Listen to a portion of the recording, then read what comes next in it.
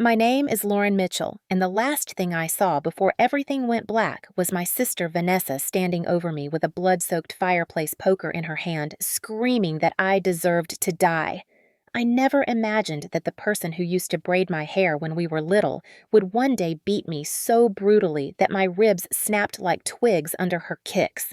The world spun around me as I lay on the floor, coughing blood, while she kept shouting that all of this was my fault because I refused to give her the money from selling our family farm. I tried to crawl away, but every movement felt like knives driving into my lungs. I could taste iron and dirt as she dragged me back by the hair, calling me a selfish parasite. She wanted my money. Correction. She wanted to take every piece of my life that she couldn't control. And when I said no for the first time in my entire existence, she chose violence over love. She raised the poker again, and I knew she intended to finish what she started. But then red and blue lights flashed through the window and a voice thundered from the doorway. Vanessa Mitchell, drop the weapon. Sheriff Daniel Cooper and two deputies stormed into the house, their guns drawn, ordering her to step away from me. Vanessa stared at them like a feral animal cornered and out of her mind before screaming that I had ruined her life. Then everything dissolved into sirens shouting and the overwhelming need to breathe, but my ribs refused to move. You are probably wondering how I ended up being nearly murdered by my own sister because I chose to keep something that legally belonged to me and not to her. Before we continue, please consider subscribing to the channel. It means the world to me, and it helps stories like mine reach more people who might be going through the same nightmare. Now let me take you back to where all of this began, long before the police arrived, before the blood, before the greed turned my sister into a monster. I grew up believing that family was supposed to protect you, but in my home, love always came with bruises, sometimes on the skin, sometimes on the heart.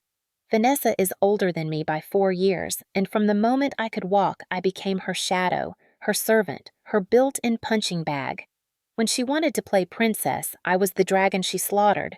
When she spilled juice, she blamed me, and our mother always believed her because Vanessa was perfect.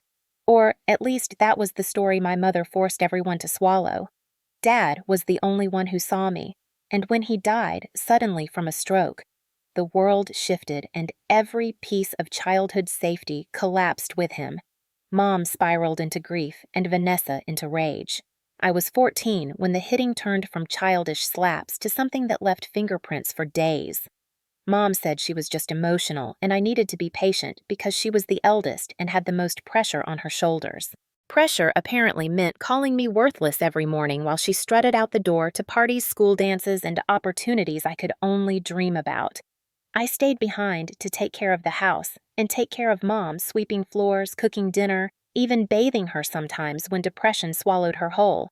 While Vanessa lived like a free bird, I became a caretaker before I was old enough to drive. When I graduated high school with honors, Vanessa didn't show up. She said she had better things to do than to clap for someone who would end up cleaning motel bathrooms anyway. I tried to convince myself that once we grew up, things would get better. Spoiler alert, they didn't. Vanessa married Tyler, a man who looked charming in a suit, but underneath that fake smile was a predator. The first time I met him, he looked me up and down like he was appraising a horse on auction. He laughed at my pickup truck. He laughed at my boots. And when I walked away, I heard him ask Vanessa, "Why is your sister such a loser?" Vanessa didn't correct him. She laughed. Meanwhile, I stayed behind in the little farmhouse our dad had left to us. Mom had moved to a nursing home by then, and every piece of responsibility fell on me like always. That property wasn't just land. It was the only place where I ever felt close to my father. His boots still sat by the door, his old gloves hung inside the barn, his favorite fishing rod leaned against the porch railing. But farms don't run on memories. The roof leaked, the fences rotted, the soil needed equipment I couldn't afford. I worked double shifts at the diner, then came home to repair whatever was falling apart next. My body was tired. My heart was exhausted. One night, after another failed attempt to stop the rain from soaking my bedroom floor, I broke down crying on the kitchen floor and realized something had to change. A month later, a real estate investor showed up offering a price higher than I ever imagined. $420,000. Enough to pay off debts, fix my life, maybe even build a future that belonged to me for once. When I held the signed contract in my hands, I swear I could hear my dad whisper, "Good job, kiddo." But I also felt fear, because I knew the moment Vanessa learned about that money, she would show up like a wolf smelling blood. So I told no one, not even my best friend. I lived quietly, but for the first time, it was a peaceful quiet, not loneliness. I could breathe. I could think about the future without feeling dread tighten around my throat. I made a list of everything I wanted to do. A safe car, a new place to live. Maybe, just maybe, go back to school for veterinary science, something Dad always encouraged me to pursue. But the best part was knowing that I didn't have to depend on anyone ever again. That freedom tasted like victory. And Vanessa hated when I tasted victory. Our mother let it slip at the nursing home that I had been talking to people about the farm. That was all Vanessa needed. She came back into my life the very next day, not with love, not with support, but with dollar signs sparkling in her eyes. My sister never asked how I was surviving those years alone. She never asked how many nights I cried myself to sleep in that big empty house. The only thing she cared about was what she could get from me, and when I finally told her no for the first time in my life, something inside her snapped. I just didn't know then how far she would go to punish me for daring to live without her control. Vanessa didn't bother with subtlety. The very next morning, I woke up to the sound of her brand new Lexus crunching gravel in my driveway like some kind of warning bell. She stepped out wearing a designer coat and sunglasses even though the sky was cloudy. Tyler followed her like a shadow, his posture loose but his eyes sharp like a hawk looking for prey. I wiped my hands on my jeans, still smelling like hay and bleach from cleaning the barn, and tried to prepare myself. Mom told us everything Vanessa said, smiling like a viper. There is no reason to keep secrets from your own family. Then, without letting me answer, she walked into my house like it belonged to her. She made a slow circle through the kitchen, her eyes scanning everything like she was appraising how much she could sell it for. "So, where is it?" she asked casually. "Where is what?" I replied, playing dumb. "The money, Lauren." "Don't insult my intelligence. The farm sold for a lot. Mom heard you bragging about it. I never bragged. I simply told the nurse I wouldn't have to worry about bills anymore." But Vanessa and Tyler didn't care about details. They cared about access. Vanessa sat down in my favorite chair, the rocking chair Dad left me, and crossed her legs like a queen giving orders. "You know Dad always meant for us to share everything, Lauren. You staying here alone was never the plan." I clenched my jaw, trying to keep calm.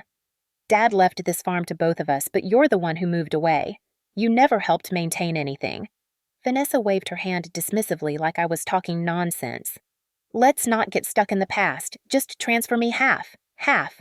What makes you think you deserve half?" Vanessa lifted her sunglasses, revealing eyes full of cold calculation. "Because I exist, because I am the eldest, and because you owe me for everything Mom and I did for you all these years." My blood boiled. Everything she did for me. She abandoned me. She humiliated me. She used me. And now she claimed a debt. Tyler leaned over the table, smirking. "Look, Lauren, we are starting a business venture, and timing is critical. Consider this a family investment. We'll pay you back with profit." I laughed once, a bitter, ugly laugh. "Profit? You two burn money like gasoline." Vanessa's face twisted, the sweetness melting away, revealing the monster underneath.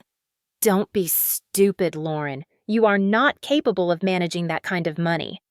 I froze, because those were words I had heard my whole life from her, that I was incapable, that I was too weak, too naive, too stupid. Gaslighting digs its claws in deep, but this time I refused to bleed. I told them the truth. "I am keeping the money, all of it." Vanessa stood up so suddenly the chair hit the floor behind her. She got in my face so close I could feel her breath. "You have survived this long because I allowed it. Without me, you are nothing." I felt my hands shaking, but I forced my voice to hold steady. "Get out of my house." Vanessa looked shocked at first, like she couldn't believe a word like that could come from me. Then she smiled a slow, terrifying smile. "Oh, little sister, you think one word makes you brave. You think saying no makes you strong.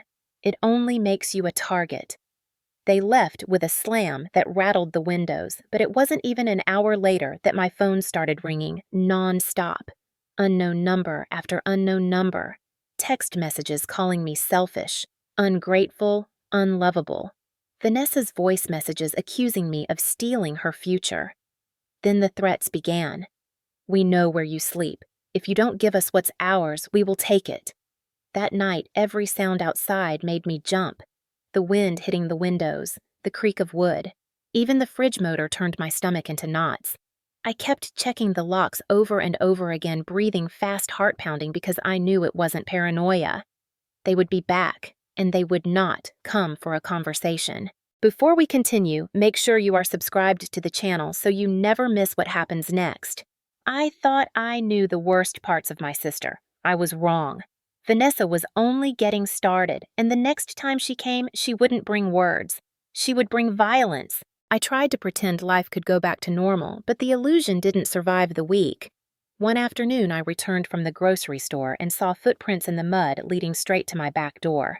Heavy boots. Not mine. My stomach dropped. I opened the door slowly. The kitchen light was on. The cabinet doors hung open like gaping mouths. Drawers were pulled out and rifled through, papers scattered everywhere. And then I saw it. The metal lockbox where I had hidden the sale documents had been dragged from under my bed, left cracked open on the living room floor. Nothing was stolen because the real treasure wasn't cash. The real treasure was leverage, proof. Vanessa wanted documentation to claim I wasn't mentally stable enough to manage money. I could almost hear her mocking voice. She loses things all the time. She doesn't know what she's doing. I grabbed my phone and called Sheriff Cooper, who came and wrote a report, but without evidence of forced entry or stolen property, there wasn't much he could do. I changed the locks the next morning, but that only slowed things down. The threats didn't stop. They adapted.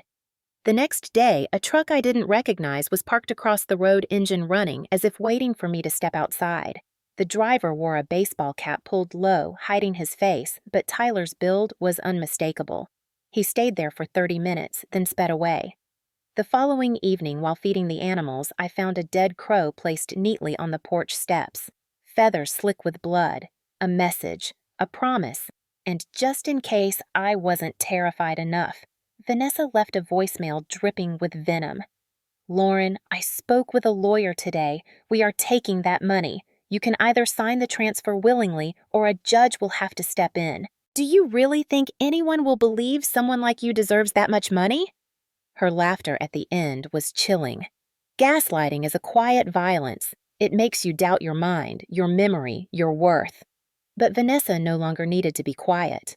One night around 2 a.m, loud banging at my door jolted me awake. I grabbed a kitchen knife and tiptoed to the living room.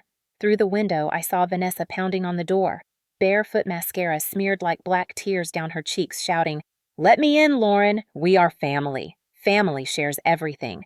When I did not open, she kicked the door repeatedly, screaming that I betrayed her, that I was ruining her life, that I would regret turning my back on my own blood. The police arrived again this time, giving her a warning, but she glared at me from the patrol car, mouthing the words, "This isn't over."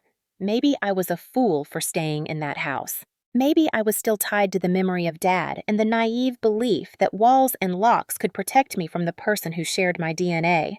But leaving would have felt like I was surrendering my life to her. And I had spent too many years surrendering already. I installed cameras. I bought motion lights. I kept the knife under my pillow every night. Still, I barely slept. Every creak sounded like footsteps. Every rustle of wind sounded like Tyler's breathing on the other side of the window. Then came the worst escalation yet. I was driving home from the diner after a late shift when headlights appeared behind me. Blinding. Too close. My heart slammed against my ribs. The car tailgated aggressively before speeding up and ramming my bumper. I screamed, gripping the wheel as the truck pushed harder, trying to send me off the gravel road into the ditch. I recognized Tyler's voice over the roar of the engine. "Get rid of the money, Lauren. No one will cry over you if you disappear." I stomped the gas pedal and swerved wildly until his truck hit a pothole and fell back. I didn't stop driving until I reached town and parked in front of the sheriff's station, sobbing uncontrollably. This time they took me seriously. Sheriff Cooper convinced me to file a restraining order, but he warned me that a piece of paper doesn't stop truly violent people. He looked me in the eyes and said, "If they want to hurt you, they will try again." I wish I had listened harder. The restraining order only fueled Vanessa's rage. She told everyone in town that I was an ungrateful liar who was trying to ruin her. People whispered when I walked into the diner. Some even avoided me because they only heard her twisted version of the story. Isolation is another kind of abuse, and Vanessa wielded it like a sword. One morning, I found slurs painted in red on my barn walls. "Gold digger thief useless." That same night, someone slashed the tires on my truck. I knew exactly who, but knowing doesn't equal proof. I started hiding important documents in a fireproof safe. I backed up videos and voicemails on a USB that I taped behind the refrigerator just in case something happened to me. I told myself these were precautions, but the truth was darker. I was preparing for survival, and Vanessa was preparing for war. Before we continue, please hit the like button to help this story reach more people who might need it, and make sure you're subscribed so you don't miss what happens next. Because the night Vanessa came back, she didn't come to scare me. She came to finish me. I wish I could tell you I sensed the danger before it burst through my door, but trauma doesn't send warning texts. It just shows up and takes. It was a Thursday night, the kind of quiet where even the crickets seem tired. I had just finished brushing my teeth when I heard the soft click of the back door. My heart stopped. I knew that sound. It was the sound of a key sliding into a lock, a key only Vanessa would have. I grabbed my phone and dialed 911. But before the operator could even speak, a hand slammed the phone out of mine and sent it skidding under the couch. Then she appeared in the doorway, her silhouette framed by the moonlight pouring in through the kitchen window. Vanessa, wearing black, hair wild, eyes so empty it was like she had carved her soul out and replaced it with greed. She smiled when she saw fear flood my face. Miss Me little sister Tyler stepped out from behind her gripping a crowbar, tapping it against his palm like he couldn't wait to use it. My knees buckled. Vanessa walked toward me slowly, savoring each step. "You should have listened, Lauren. You should have just given us what we asked for." Her voice was soft like a lullaby, but every word felt like a blade on my skin. I tried to run, but Tyler grabbed my arm and twisted it behind my back until I screamed. The pain shot lightning through my shoulder. Vanessa slapped me hard once, twice, 3 times until my ears rang. I tasted blood. She laughed. Always the dramatic one. "It's just money, Lauren. Give it to us and you live." I gasped through tears. "I don't have cash. The money is in the bank. You can't just take it." Vanessa's expression twisted into a storm of hatred. "Oh, we know. That's why we brought papers. You will sign every cent over to us tonight. Then we will drop you off at a hospital after we rough you up enough to make you look unstable.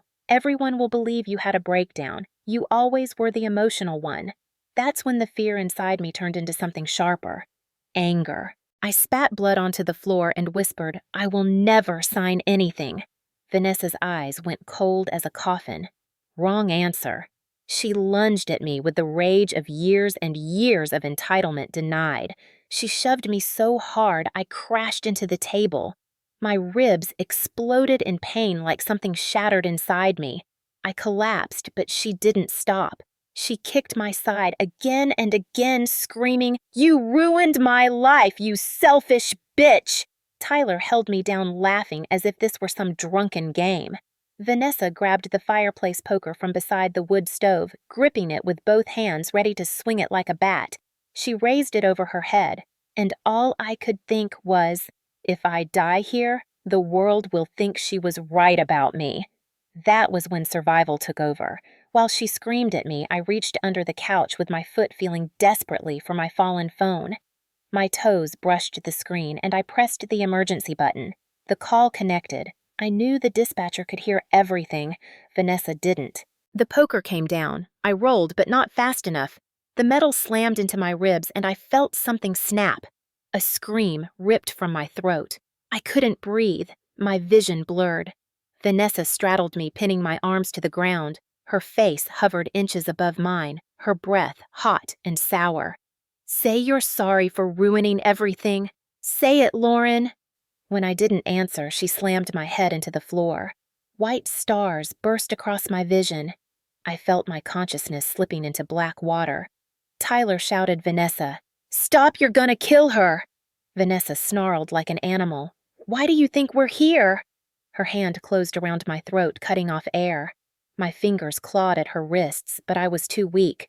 My lungs screamed, my heartbeat slowed. Everything inside me whispered, "This is it." But through the ringing in my ears, I heard something else. Sirens. Getting closer. Fast. Vanessa heard them too.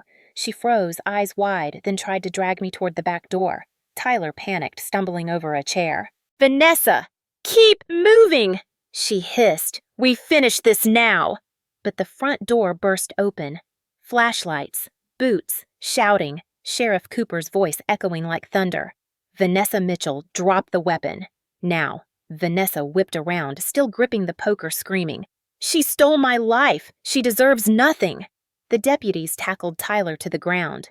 Vanessa turned back toward me one last time, her face a twisted mask of hatred, as she raised the poker for a final blow. But Sheriff Cooper fired a warning shot into the ceiling, and she froze just long enough for 2 officers to grab her arms and yank her away from me. The poker clattered to the floor. I collapsed against the hardwood, gasping blood and air at the same time. My ribs screamed with every breath. Sheriff Cooper knelt beside me, calling my name over and over. "Stay with us, Lauren. We got you." The last thing I remember was Vanessa screaming from the floor as they handcuffed her. "You ruined my life, Lauren. You ruined everything." Then the world finally went dark. Waking up felt like rising from the bottom of a freezing lake. The lights above me blurred into stars, and the beeping machines dragged me back into my body, one painful breath at a time. When I finally opened my eyes fully, I saw Grace, the nurse, leaning over me, gently adjusting my oxygen mask. "Lauren, you're safe," she whispered.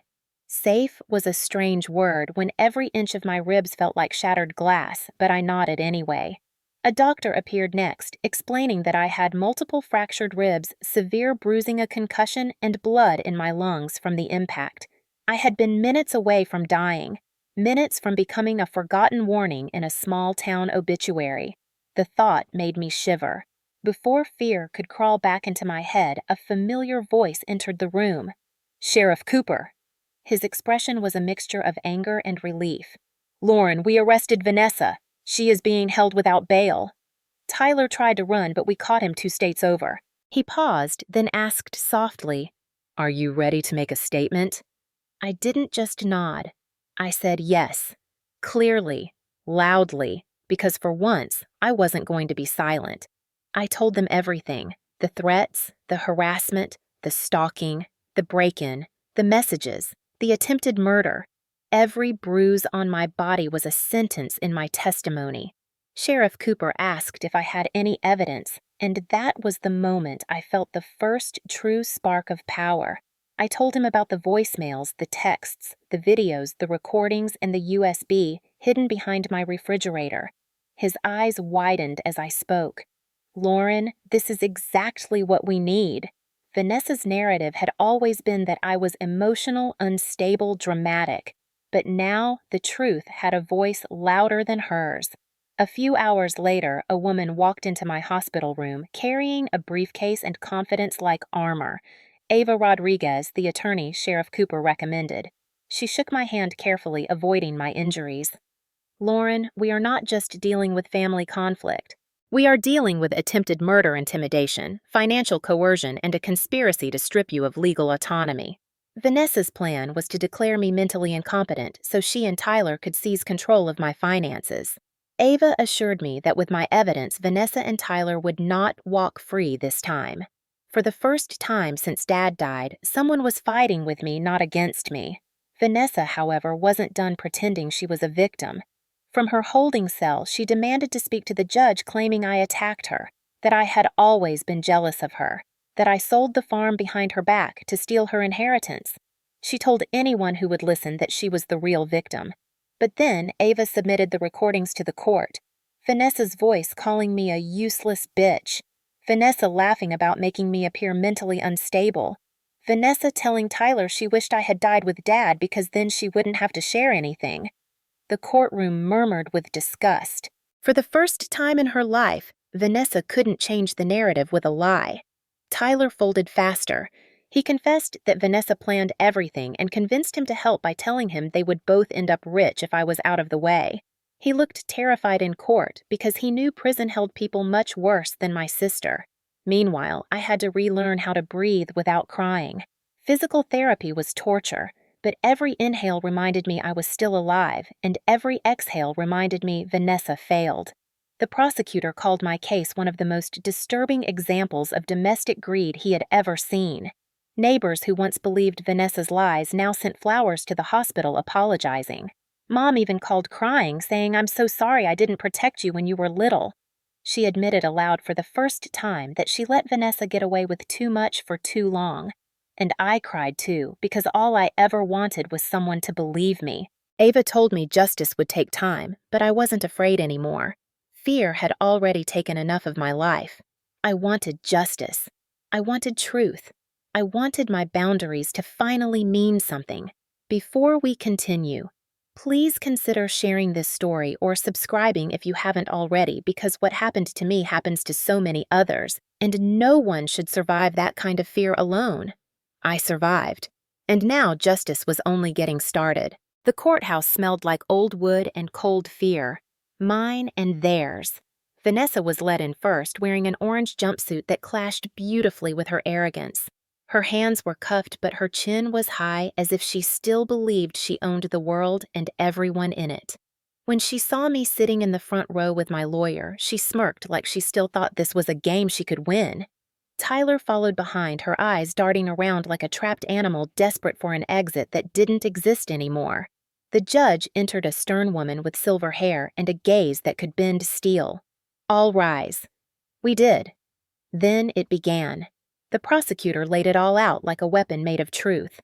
The harassment, the stalking, the break-ins, the slashed tires, the reckless endangerment on the road, and then the attempted murder. Every photo of my bruised body flashed on the screen behind him.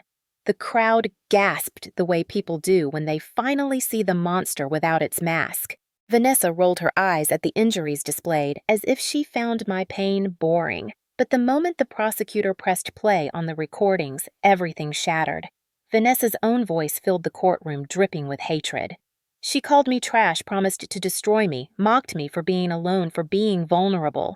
Then the worst one, the one where she laughed and said, "If Lauren dies, no one will care." I watched Vanessa's face turn pale, like the truth finally pierced the armor she'd worn her entire life. Tyler tried to hide his face with his hands, but it was too late. Everyone saw who he was too. When it was my turn to testify, I stood up slowly, my ribs still aching with every breath, and faced the sister who tried to erase me. My voice shook at first, but then something inside me steadied because victims don't remain victims forever. "Vanessa, you told me I was nothing my whole life. You tried to convince me I was weak, but weakness doesn't survive what you did to me. Strength does. And I'm still here." She glared hate burning through her pupils, but she couldn't speak. Jail had taken that power from her. The judge looked furious. "Vanessa Mitchell, the evidence shows a calculated pattern of abuse manipulation and extreme violence. You attempted to murder your own sister for financial gain. You show no remorse.